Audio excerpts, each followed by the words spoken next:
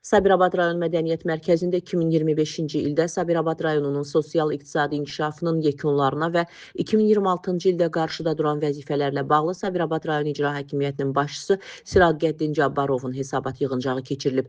Tədbirdə Sabirabad rayon İcra Hakimiyyətinin başçısı Siraqəddin Cabbarov, Azərbaycan Respublikasının Prezidenti Administrasiyasının ərazi təşkilat məsələləri şöbəsinin 8-ci ərazi sektorunun müdiri Məmmədiyyə Məmmədov, Milli Məclisin deputatı Səhiyyə Komitəsinin sədri Əhliman Əmraslanov, Milli Məclisin deputatı Yeni Azərbaycan Partiyası İdarə Heyətinin üzvü Kamal Cəfərov, Yeni Azərbaycan Partiyası Sabirabad rayon təşkilatının sədri Varis Rüstəmov, rayon İcra Hakimiyyəti başçısının müavinləri, rayon İcra Hakimiyyəti başçısı aparatının məsul işçiləri, hüquq mühafizə orqanlarının rəhbərləri, Yeni Azərbaycan Partiyası fəalları, idarə, müəssisə və təşkilatların əmək kollektivi, şəhid ailələri, müharibə əlilləri və veteranları, ağsaqqallar, ictimaiyyətin və gənclərin nümayəndələri iştirak ediblər.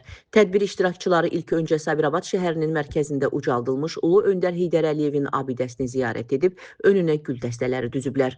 Daha sonra tədbir rayon Mədəniyyət Mərkəzinin konfrans zalında davam edib. Dövlət himninin səsləndirilməsi ilə başlayan tədbirdə Ulu Öndər Heydər Əliyevin və Azərbaycan Respublikasının ərazi bütövlüyü, suverenliyi uğrunda canlarından keçən şəhidlərin xatirəsi bir dəqiqəlik sükutla yad edilib. Tədbirdə hesabat məruzəsi ilə çıxış edən Sabirabad rayon İcra Hakimiyyətinin başçısı Siraqəddin Cabbarov 2025-ci ildə rayonda bütün sahələrinin sosial-iqtisadi inkişafını təhlil edərək bildirib ki, regionların sosial-iqtisadi inkişafı dövlət proqramına uyğun olaraq rayonda insanların rifahını yaxşılaşdırılması istiqamətində əhəmiyyətli işlər görülmüşdür. Azərbaycanın çox əsirlik tarixə malik şəhərsalma və memarlıq mədəniyyəti ənənələrinin yaşadılması, eləcə də ölkədə bu sahədə yeni çağırışlara cavab verən mütərəqqi yanaşmaların təşviqi və tətbiqinin genişləndirilməsi məqsədi ilə 2026-cı ilin şəhərsalma və memarlıq ili elan edilməsi, müasir infrastrukturun yaradılması, müasir üslubda şəhərlərin salınması və yeni yaşayış mühitinin yaradılması üçün böyük strateji əhəmiyyət kəsb edir. Digər çıxış edən natiqlər 2025-ci ildə rayonun sosial-iqtisadi inkişafı sahəsində görülmüş işlərdən və 2026-cı ildə qarşıya qoyulan vəzifələrdən danışıblar. Hesabat ilində rayon İcra Hakimiyyəti tərəfindən həyata keçirilən işləri qənaətbəxş hesab ediblər.